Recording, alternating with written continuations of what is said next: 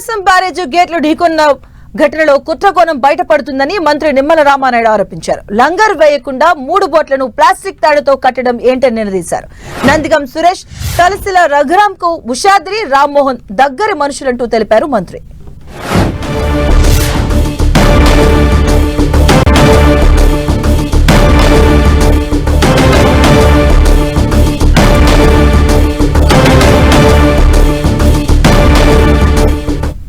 ఐదు పడవలు వచ్చి ఆ ప్రకాశం బ్యారేజీని ఢీకొనడం మరి కొంత అనుమానాలకి తావిస్తున్నటువంటి పరిస్థితి. దీని వెనుక కుట్ర దాగి ఉంది అనేటువంటిది కూడా ఈరోజు ఆలోచన వస్తున్నటువంటి పరిస్థితి. ఎవరైతే దర్యాప్తు సంస్థ వారు కూడా దాన్ని దర్యాప్తులో కూడా మరి అనుమానాలు వ్యక్తం చేస్తూ వాస్తవాలను వెలికి తీస్తున్నటువంటి పరిస్థితి. ఎందుకంటే ఏదైతే 40-50 టన్నులు ఏదైతే ఒక్కొక్క పడవ దాన్ని వెయిట్, అటువంటి బరువైనటువంటి పడవలు అంత వేగంగా ఆ రోజునటువంటి వరద ప్రవాహంలో కొట్టుకొచ్చి మరి పర్టికులర్గా ఏదైతే ప్రకాశం బ్యారేజీకి సంబంధించి 67, 69, 70 గేట్లను దాటి ఏదైతే కౌంటర్ వెయిట్ని బలంగా ఢీకొనడంతో కౌంటర్ వెయిట్లు దెబ్బతినేటువంటి పరిస్థితి మీ అందరికీ తెలుసు. ఎందుకు అనుమానాలకు తావిస్తుందంటే ఒకే యజమానివి 3 కావడం, ఒకే యజమాని 3 ఉండడం, ఆ 3టిని కూడా లంగర్ వేసుకోకుండా ఒకే ప్లాస్టిక్ వైర్ కట్టుకోవడం అని కూడా అనుమానాలు తావిస్తూ ఆ 3 పడవలకు సంబంధించిన యజమాని కూడా ఉషాద్రి ఎవరైతే ఉన్నారో అతను కూడా ఆ ప్రాంతంలో ఉన్నటువంటి కోమటి రామ్మోహన్ ఎవరైతే ఉన్నారో అతనికి మరి ప్రధానంగా మరి అనుచరుడుగా ఉండడం. ఈ కోమటి రామ్మోహన్ ఎవరైతే ఉన్నారో మరి జగన్మోహన్ రెడ్డికి అత్యంత సన్నిహితుడు అయినటువంటి తలసిల రఘురాం మీ అందరికీ తెలుసు. ఆయనకి ఈయన రామ్మోహన్ బంధువు కావడం.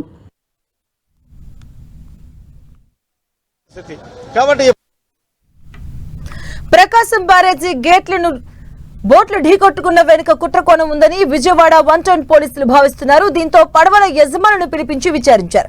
గొల్లపూడికి చెందిన ఉషాద్రి, సూరాయపాలెం గ్రామానికి చెందిన కోమటి రామ్మోహన్ ను పిలిచి పోలీసులు విచారించారు. తమకు ఎలాంటి బోట్లు లేవని రామ్మోహన్ పోలీసులకు తెలిపారు. ఇక తనకు 5 బోట్లు ఉంటే 3 బోట్లు మిస్ అయ్యాయని శేషాద్రి పోలీసులకు తెలిపారు. అయితే రాజకీయ కోణంలో ఏమైనా జరిగిందా అనే కోణంలో పోలీసులు విచారణ జరుపుతున్నారు. ఉషాద్రితో పాటు రామ్మోహన్ ను పోలీసులు అరెస్టు చేశారు.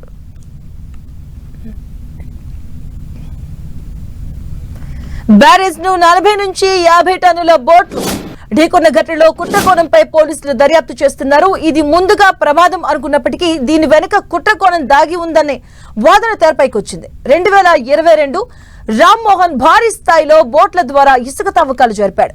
ఎవరూ ఆపకూడదని, ప్రశ్నించకూడదని బోట్లకు వైసీపీ కలర్స్ వేసి నడిపారు అన్న ఆరోపణలు వినిపిస్తున్నాయి.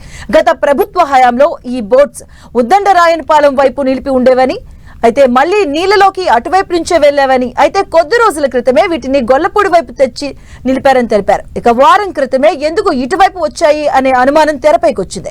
ఇక గొల్లపూడి రేవుకు దగ్గర ఉన్న శ్మశానం దగ్గర 3 బోట్లను కలిపి కట్టేశారు. సాధారణంగా 3 బోట్లను కలిపి కట్టారు, కానీ ఇక్కడ కలిపి కట్టుంచారు.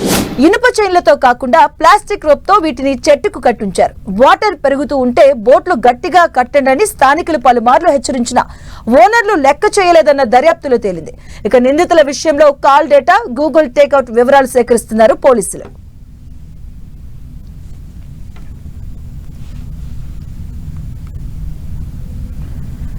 ఇటుక ప్రకాశం బ్యారేజీ గేట్లను బోట్లు ఢీకొన్న ఘటనకు సంబంధించి కూడా పోలీసులు ఇద్దరినైతే అదుపులోకి తీసుకున్నట్టుగా తెలుస్తుంది. ప్రకాశం బ్యారేజీ గేట్లను ఢీకొట్టడం వెనుక కుట్రకోణం ఉందనే నేపథ్యంలో విజయవాడ 1 టౌన్ పోలీసులు అయితే భావిస్తున్నారు. ఈ నేపథ్యంలోనే ఇద్దరినైతే అదుపులోకి తీసుకున్నట్టుగా తెలుస్తుంది. ఈ విషయంలో రాజకీయ కోణం ఏమైనా ఉందా అన్న కోణంలో కూడా విచారణ కొనసాగుతుంది. రామ్మోహన్ తో పాటు ఉషాద్రిని కూడా పోలీసులు అరెస్ట్ చేసినట్టుగా తెలుస్తుంది. అలాగే గొల్లపూడికి చెందిన ఉషాద్రి, సూరాయపాలెం గ్రామానికి చెందినటువంటి కోమటి రామ్మోహన్ ను కూడా పిలిచి పోలీసులు విచారించారు. తమకు ఎలాంటి బోట్లు లేవని కూడా రామ్మోహన్ పోలీసులకు తెలియజేయడం జరిగింది. అయితే తనకు ఉన్న 5 బోట్లలో 3 బోట్లు మిస్ అయ్యాయని కూడా ఇంకొక వ్యక్తి శేషాద్రి అయితే పోలీసులకు వివరించారు. ఈ విషయంలో రాజకీయ కోణంలో ఏమైనా జరిగి ఉందా అనే నేపథ్యంలో కూడా అనే కోణంలో కూడా పోలీసులు అయితే విచారణ జరుపుతున్నారు.